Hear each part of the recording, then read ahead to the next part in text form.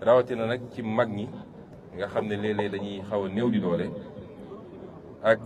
tout tànk yi. moo tax ku bëgg a defar réew da ngay njëkk ci li ñuy wax ressources humaines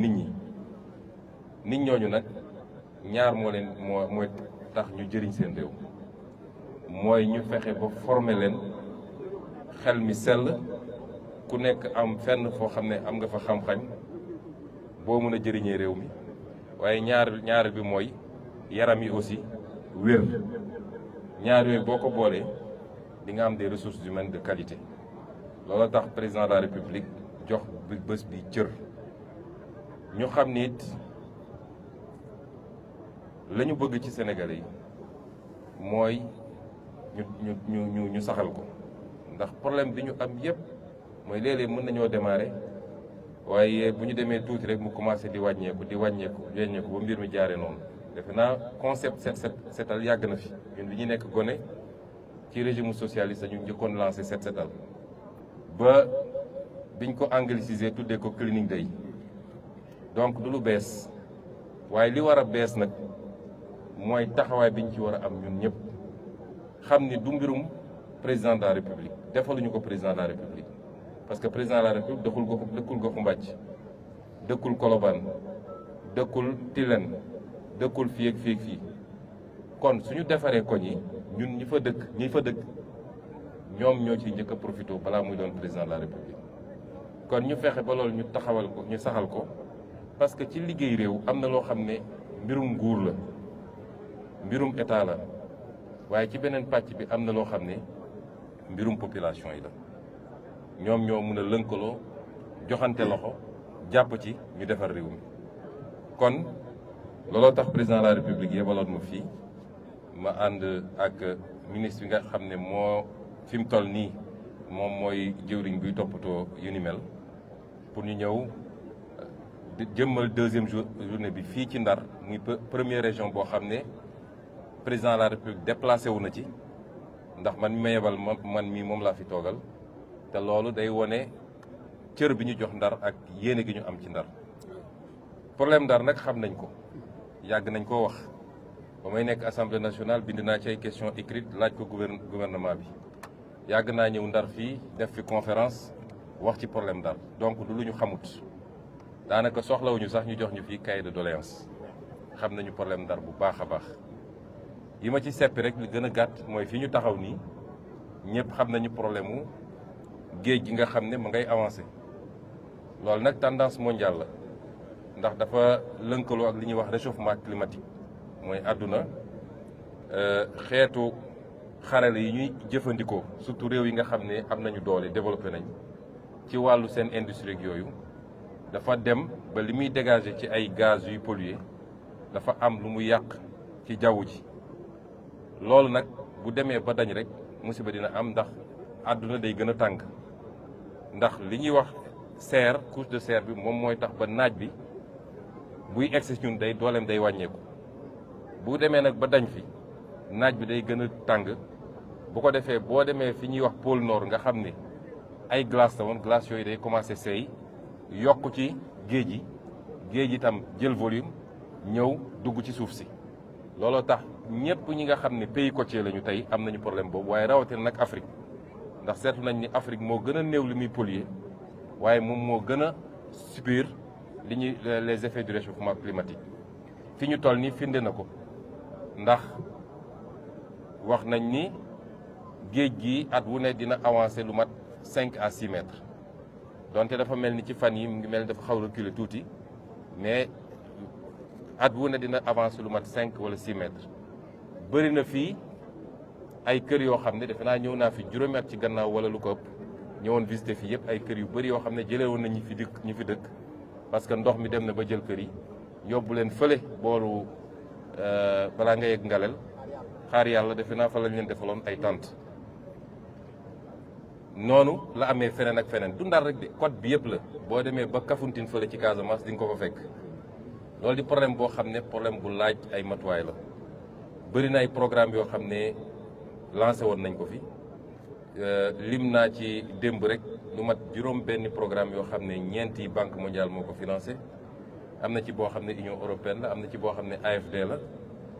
jox nañu ndigal ministre bi nga xam ne mooy saytu li jëm ci environnement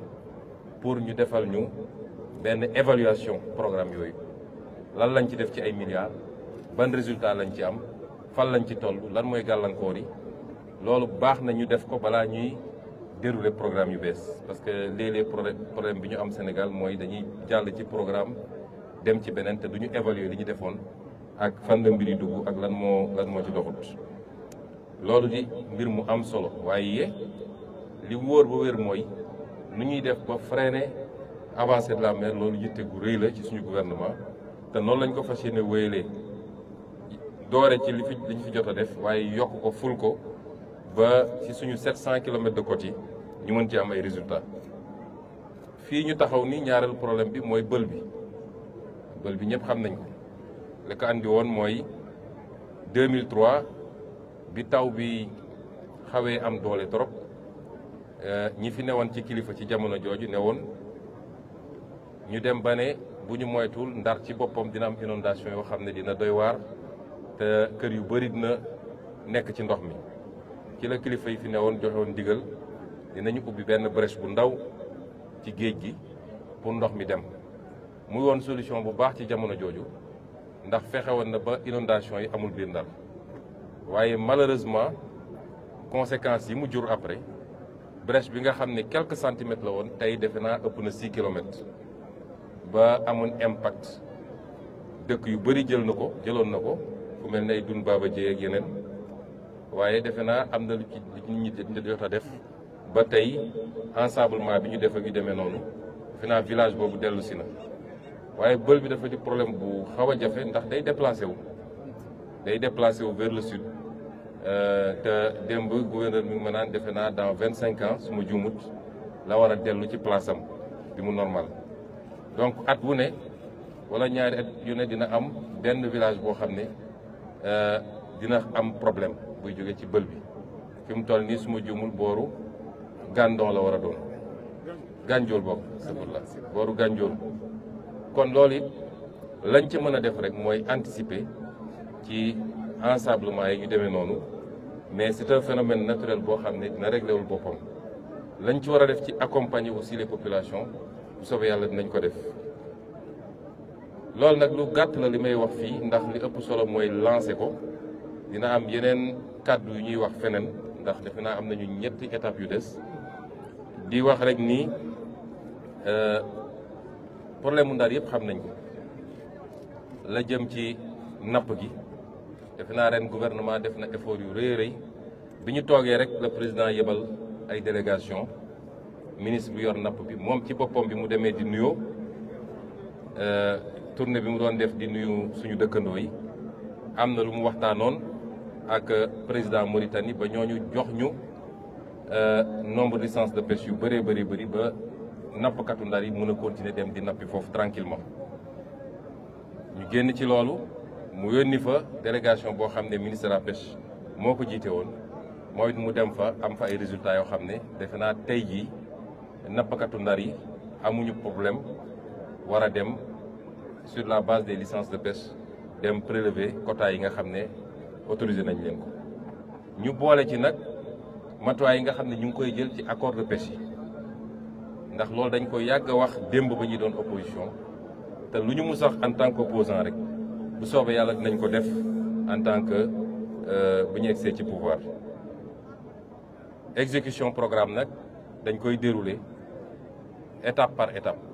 waaye gis ngeen premier acte yi ñu posé ci li jëm ci accord de pêche yi fa ñu bëgg a jëm daal gëm naa ni bateau dootul jóge bitim réew yor filet yu ko neex mën a buub suñu géej gi yëpp te du débarquer fii biir Sénégal yóbbu géej gi la mu soxlawul mu sànni ko ci géej gi loolu moom dina jeex ci Sénégal te li ñu waxoon ni dina am benn zone boo xam ne bateau Sénégal kese moo fay dem nappi loolu it dinañ ci jublu ñu ngi ciy liggéey déjà te defe naa accord de pêche yooyu léegi mu jeex ñu war a dugg ci phase de renégociation te boobaa di ngeen xam ni fal ngeen ñu am fulla ñu bëgg Sénégal ñu jiital intérêt Sénégal ci keneen ku dul Sénégal yi kon lii lu ñu bëggoon a lancer la rek pour ubbi journée bi di féliciter waa Ndar yëpp ci mobilisation bi di leen wax nag du mobilisation parce que premier ministre mi ngi ñëw dafa war a doon mobilisation ci journée bi yëpp nag rawatina ndaw ñi ñu setal Ndar ba mu set wicc waaye setal baax na trop waaye bañ a tilimal moo gën fuuf loolu it ci suñu jikko lañ ko war a dugal jikko yi mooy ñeneen ñi waruñ ñoo gën suñu bopp ñun. sama benn xarit boo xam ne ambassadeur la woon Japon yàgg fa mu ne ma japonais yi ku ciy doxantoog xajam ngoon sax da ngay yor benn mbuus boo demee ba xaj bi bëgg a def ay soxlaam da ngay lal mbuus mi mu def ko ci nga takk soo doxee ba gis poubelle nga sànni fa soo gisul di nga dox ba sa kër dugal ko sa poubelle loolu mooy bëgg sa réew kon il faut ñu góorgóorlu ñu nit ba yenn pratique yi nga xam ne mooy tilimal ku ñëw sànni sa palanteer wala nga bale sànni sa buntu morom wala soo lekkee sa banaana sànni ci yoon bi yooyu yëpp ñu ciy góorgóorlu parce que ñàkk a tilimal moo gën fuuf war a nettoyer après kon loolu it message bu ñuy lancer te xam nañ ni waa Ndar kenn du leen ci jiitu ndax ku wax Ndar wax civilisation ku wax Ndar wax yiw tey dal ka loolu la ñu mandargalee Ndar kon gëm naa ni waa Ndar kenn du leen jiitu ci nouveau citoyen boobu ñu bëgg nga xam ne day am préoccupation ci saa su ne ci liy rafetal wala liy setal dëkk bi donc en français je voulais simplement dire que. monsieur le premier ministre nga baal ma rek da nga nekk ci jamono fii ñu nekk suñu gannaaw mu nekk plateforme gazière nga xam ne ni ñëwoon nga fi amoon na lu ci bëri la ci wax. loolu dinaa ci wax mais ci beneen étape laa ko prévoir. xam naa ni fii moo ci gënoon a jekk ndax mbir mi defe naa mi ngi fii ci kanam waaye dinañ ci waxtaan bu ci kanamee. waaw dinañ ci waxtaan waaye su dee wàllu mool yi rek ñu wax ni dinañ jël matuwaay yëpp parce que gis nga pétrole ak gaz luy jeex la énergie fossile la non renouvelable ak noo ci bëri la tôt ou tard dafay jeex waaye napp gi moom du mus a jeex xanaa yàlla tukkal àdduna waaye tant que ñu ngi nekk ci àdduna dañuy soxla napp dañuy soxla bay dañuy soxla càmm parce que loolu moo ñuy dundal boo demee nag ba sàggane li nga xam ne dafay nekk fii abadan war a mun a dundal réew mi nga sàggane ko ci loo xam ne day jeex ak lu ci mën ci am ci koom day jeex bu boobaa sacrifier nga sa bopp moo tax yàlla may nañu ressource war nañ ko exploiter mu jëriñ Sénégalais yi ci wàllu njëriñ boobu laa ne naa ci waxtaan feneen waaye war nañ fexe ba mu méngoo ak lii nga xam ne mooy liñ fi fekk muy napp gi muy càmm gi muy leneen ak leneen loo xam ne moom mooy cosaan ci koom-koom ci am réew kon loolu nañ ci am na luñ ci commencé liggéey mënuma wax lépp mais am na luñ ci commencé liggéey ministère yi ko séq ay jox nañ leen ay instructions am na luñ ciy waajal buñ ci paree moo xam décret lay doon wala loi bu ñu yóbbu assemblée nationale pour wax naka lañ koy réglementer ba pétrole bi wala gaz bi du gàllankoor napp gi normalement war koo mën a gàllankoor normalement parce que exploitation gazière gaz bi warul rëcc warul génn warul tuuru pétrole kazalika ndax bu amee rek catastrophe naturelle am na donc loo xam ne sa plateforme nga koy defee su dee lu ñuy dugal ci biir réew mi ñu def benn gazoduc boo xam ne fa lay jaar dugg ci réew mi bu dee lu ñuy liquéfier yóbbu bitim réew ay bateau ñooy taxaw ñu yeb ko mu yóbbu ko normalement su kenn ku ne yemee fi nga war a yem warul mun a am impact ci napp gi te du ñun ñoo njëkk a am nag pétrole ak gaz offshore ndax ñoo ko mujjee am ñu ngi koy def feneen ak feneen te ñooñu teewul ña ngay def seen napp tranquillement kon loolu ñu ngi ciy liggéey di dalal suñu mbokk mool yi ni bu soobee yàlla suñu première préoccupation mooy géeju Sénégal jëriñ waa Sénégal la ca nekk yëpp mën a jëriñ waa Sénégal te li ci ëpp solo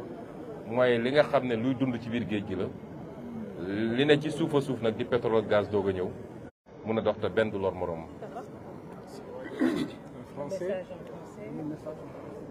Donc nous sommes très heureux d'être là à Saint-Louis aujourd'hui pour représenter son Excellence, Monsieur le Président de la République, Bassirou Diomaye Diakhar Faye, qui aurait dû être lui-même ici aujourd'hui, puisqu'il a été retenu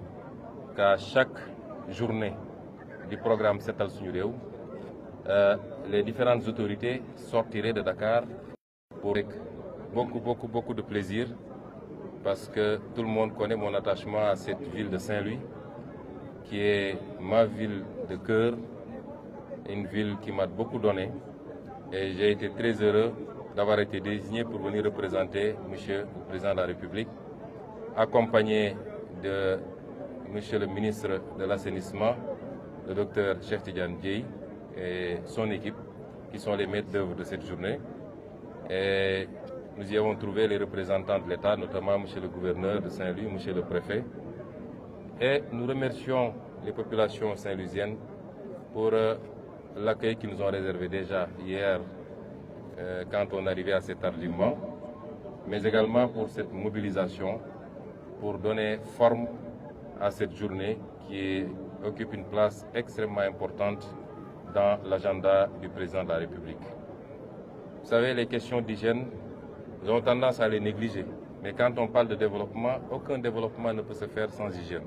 sans un cadre de vie assaini, adéquat.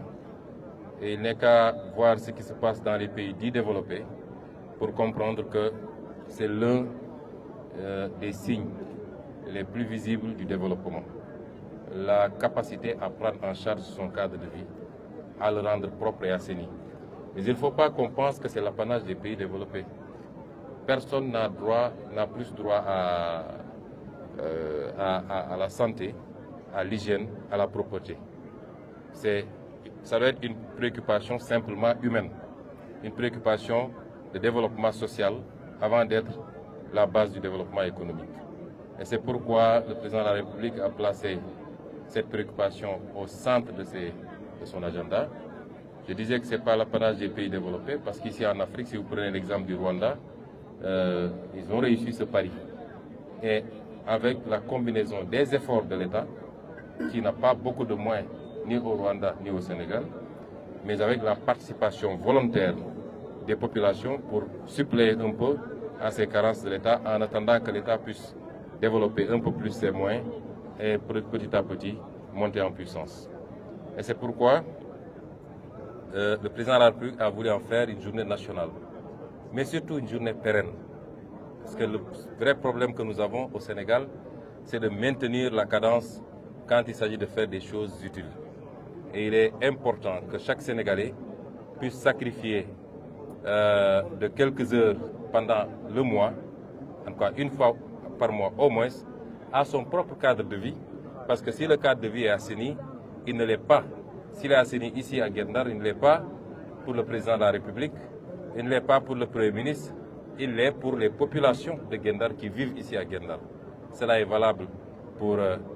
tous les quartiers du Sénégal, pour toutes les communes du Sénégal et donc pour la nation tout entière. Et c'est pourquoi nous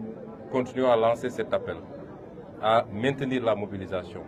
et quelquefois même à créer des sous-journées, que dans les quartiers, les gens disent on a une journée nationale que nous allons honorer, mais nous allons nous fixer une journée du quartier. Et pour avoir un programme intercalé qui permettra d'anticiper sur beaucoup de choses. Et je disais tout à l'heure que nous avons beaucoup travaillé également sur les comportements. Le plus important, c'est les comportements. Il est bien de nettoyer, mais c'est mieux encore de ne pas salir. C'est mieux encore d'avoir des réflexes qui nous permettent d'éviter de salir. Et ces réflexes, c'est d'éviter de jeter n'importe quoi sur ce qu'on a en commun, c'est-à-dire les espaces publics, la rue, les espaces du quartier, et ainsi de suite. Qu'on ait le réflexe de dire, même si je ne trouve pas de bac à ordures à proximité, je préfère garder la peau de banane que je viens de consommer, je gardais comment on appelle ça, les sachets d'eau que je viens de boire, et ainsi de suite. Je préfère le garder et marcher plusieurs mètres jusqu'à trouver là où le mettre, ou bien aller jusqu'à chez moi pour le mettre dans la poubelle plutôt que de jeter dans la rue. Ça, c'est des comportements qui doivent être élémentaires, qui nous interpellent tous et qui démontreront, lorsqu'ils auront pris une place capitale dans le comportement des Sénégalais, qui démontreront notre patriotisme, notre attachement au bien commun, à ce que nous partageons. Et c'est extrêmement important. Et dans la logique, ce n'est pas seulement de prendre une journée pour venir faire de l'activité physique. Non, il faut aujourd'hui une véritable éducation au comportement d'hygiène et de maintien, d'entretien du cadre de vie. Pour les adultes, il faudra que ça passe par ces journées, mais il faudra aussi que ça passe par, quelquefois, l'application stricte de la réglementation. Et pour les moins jeunes, c'est-à-dire les enfants, c'est les programmes d'éducation civique qui seront introduits dans le cursus scolaire depuis le bas âge, qui ne seront pas seulement portés sur cet aspect, mais sur toute la question de la citoyenneté, du rapport à la chose publique, du rapport à l'État, du rapport au bien commun, que dès le bas âge, nous puissions formater les enfants à ces concepts. Et c'est vous dire que c'est autant les programmes économiques, autant les programmes, les réformes institutionnelles, ainsi de suite, sont importants pour nous, autant cette problématique également revêt une importance capitale. Et je voulais dire à la population de Saint-Louis également que je ne peux pas venir jusqu'ici. Nous sommes dans un lieu symbolique, la plage de la Chaumière, que nous avons connu quand on était ici en tant qu'étudiants, que Cheikh Tidiane Dièye en tout cas connaissait bien, moi je ne connaissais pas bien. Il connaissait bien Chaumière et Hydrobase, lui. Mais nous ne pouvons pas venir jusqu'ici sans dire aux populations de Saint-Louis que nous connaissons très bien les problèmes de Saint-Louis. Nous n'avons pas besoin qu'on nous remette un mémorandum, nous n'avons pas besoin qu'on nous interpelle. Nous connaissons très bien, en tout cas, les problèmes essentiels de Saint-Louis. Je ne peux pas dire que je connais tous les petits détails, mais Saint-Louis nous a intéressés comme toutes les autres villes du Sénégal. Et vous savez que la manière dont nous avons pratiqué la politique jusqu'à présent, nous avons essayé d'axer notre action politique sur une véritable maîtrise des problématiques de développement, des problématiques citoyennes, des problématiques sociales, des problématiques citoyennes et sociales, pour pouvoir y apporter des réponses. Et c'est pourquoi on s'est intéressé beaucoup à Saint-Louis. Je traiterai d'autres questions à d'autres endroits, mais ici je profite pour dire que l'un des problèmes de Saint-Louis, c'est l'avancée de la mer. Problème qu'il partage avec toutes les villes,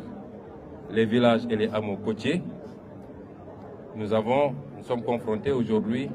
aux effets du réchauffement climatique avec la remontée des eaux, la fonte des glaces qui impacte tous les sites côtiers du monde. Mais l'Afrique subit beaucoup plus ces impacts que tout le reste du monde, alors qu'il pollue à moins de 5%. Mais malheureusement, c'est ça. Et c'est pourquoi aujourd'hui, il a été établi que les plages avancent pratiquement de 5 à 6 mètres par an au niveau de la côte sénégalaise. Et les effets, on les a sentis depuis quelques années ici. Beaucoup de maisons sont abandonnées maintenant, ont été pratiquement récupérées par les eaux. Des solutions de fortune avaient été trouvées pour déplacer des populations et les mettre dans des tentes de fortune. Je crois que certaines sont maintenant logées dans des logements sociaux. Mais c'est pour dire simplement que c'est un impact qui est là et qui appelle des solutions extrêmement difficiles à mettre en œuvre, extrêmement coûteuses également. J'ai dénombré pas moins de 6 programmes, 4 financés par la Banque mondiale, un financé par l'AFD, un autre financé par l'Union européenne, évidemment avec la contribution de l'État du Sénégal, et un dernier des études qui sont en cours de la part de l'Agence municipale de développement. Nous avons instruit le ministre de l'Environnement de faire l'évaluation, pour ne pas dire l'audit de tous ces programmes, pour qu'on puisse savoir où est-ce qu'on en est, qu'est-ce qui a été fait, quels ont été les résultats obtenus, qu'est-ce qui bloque et pourquoi. C'est important de faire l'évaluation avant de se projeter sur